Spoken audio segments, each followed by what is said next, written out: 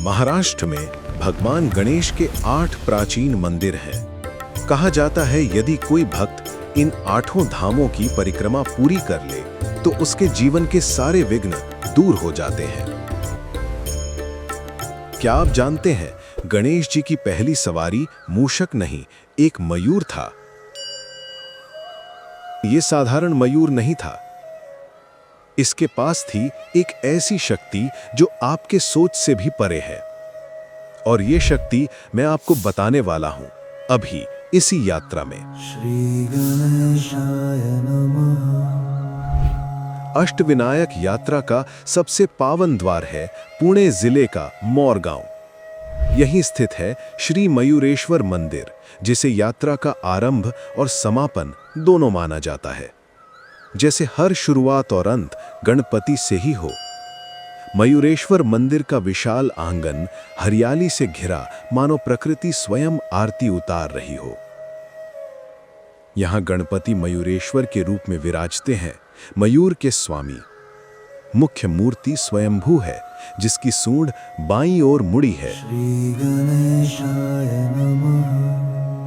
गर्भगृह में प्रवेश करते ही एक दिव्य शांति हृदय को छू लेती है।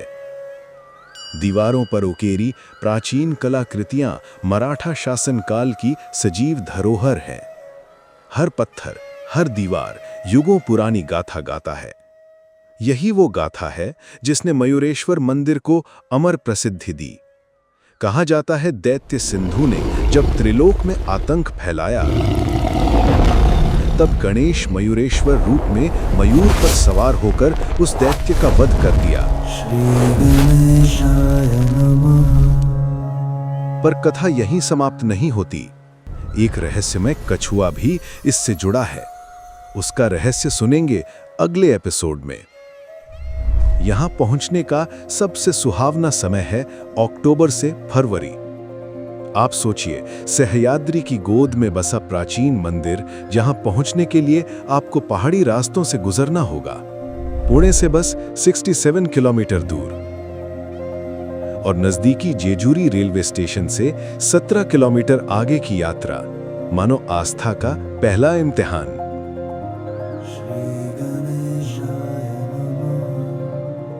भोर की पहली किरण के साथ ही मयूरेश्वर के द्वार खुल जाते हैं। सुबह 5:30 बजे प्रक्षाल पूजा में शुद्ध जल से विग्रह स्नान कराया जाता है और 7 बजे षोडशोपचार पूजा में पूरा श्रृंगार के बाद दोपहर 12 बजे फिर से आराधना होती है। इसी समय भक्तों के लिए महाप्रसाद का प्रसाद भोजन दोपहर 12 से 2 तक वितरित होता है। शाम 8 बजे पंचोपचार पूजा और अंत में रात 10 बजे की शेज आरती। ऐसा वातावरण मानो समय भी भक्ति में लयबद्ध हो गया हो। मयूरेश्वर मंदिर में एक विशेष आराधना होती है, जिसे मयूर पंख आरती कहते हैं। भक्तों को मोर के पंखों से बनी चामर से आशीर्वाद दिया जाता है और मान्यता है कि इसके स्पर्श से सभी बाधाएं दूर हो जाती हैं। श्री गणेशाय नमः। माघ शुक्ल चतुर्थी को गणेश जयंती और भाद्रपद शुक्ल चतुर्थी को गणेश चतुर्थी पर यह धाम और भी जीवंत हो उठता है। मंदिर के आसपास कई दर्शनीय स्थल हैं। प्राचीन बरगद का पेड़, औषधीय गुणों वाला पुराना कुआं और कुछ दूरी पर बहती करहा नदी, जहां स्नान कर भक्त पुण्य अर्जित करते हैं। स्थानीय बाजार में आप धार्मिक सामग्री और हस्तशिल्प की वस्तुएं खरीद सकते हैं।